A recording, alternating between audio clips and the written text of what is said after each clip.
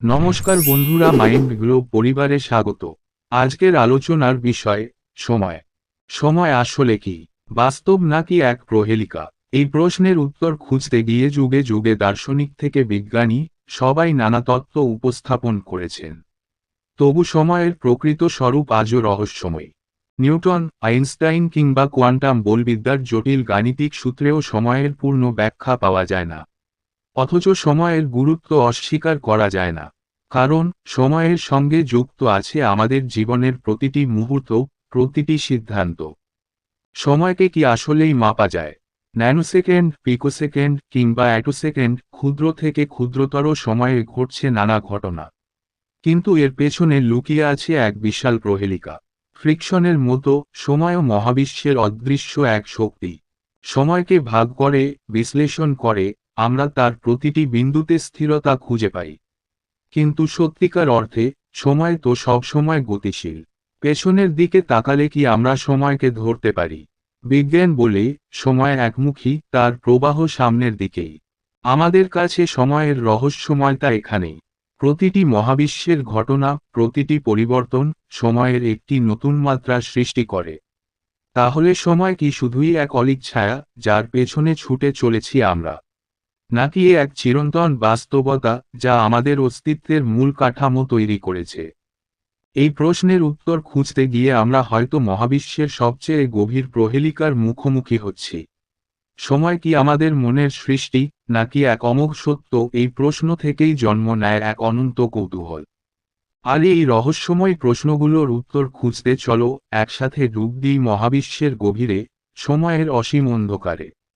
মহাবিশ্বের গভীরে যদি প্রবেশ করতে পারি, সময়ের কি আরও স্তর খুঁজে পাব? নাকি এই স্তরগুলো সবই আমাদের ধারণার ফসল?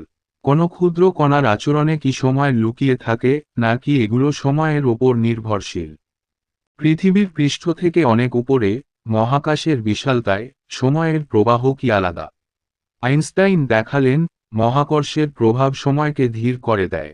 পাহাড়ের চূড়ায় সময় কিভাবে অল্প একটু দ্রুত চলে, তার রহস্য কি মহাকাশের গভীরে আরও জটিল আকার ধারণ করে। কিন্তু যখন আমরা গ্যালাক্সির সীমান্তে পৌঁছাই, যেখানে কোনো ঘটনা ঘটছে না, তখন সময় কি সেখানে মৃত? কি হতে পারে সেই শূন্যতার গভীরে? সময় কি আসলেই সেখানে শেষ, নাকি এটি শুধুই আমাদের উপলব্ধির সীমানা? কিন্তু যদি এক মহাবিশ্বের বাইরে আরেক মহাবিশ্ব থাকে, প্যারালাল মহাবিশ্বের কথা তো বিজ্ঞানীরা বলেই থাকেন, সেখানে কি সময় কিভাবে কাজ করে?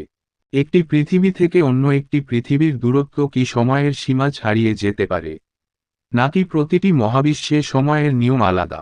সময়ের এই বিকল্প রূপগুলো কি আমাদের মনের ভ্রান্তি, নাকি মহাবিশ্বের রহস্যময়তা?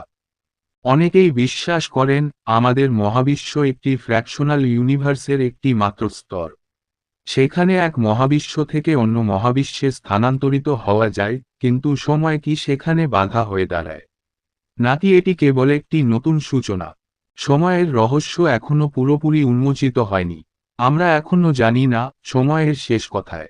আমরা জানি না মহাবিশ্বের জন্মের আগে কি ছিল এবং সময়ের আগে কি ছিল। কিন্তু যত দিন আমরা এই প্রশ্নের উত্তর খুঁজে না পাই, তত দিন আমাদের মস্তিষ্কে সময়ের ধারণা থেকেই যাবে। সময় হয়তো বাস্তব, হয়তো মায়া। কিন্তু এই প্রশ্নগুলোই আমাদের গবেষণা চালিয়ে যাওয়ার প্রেরণা দেয়।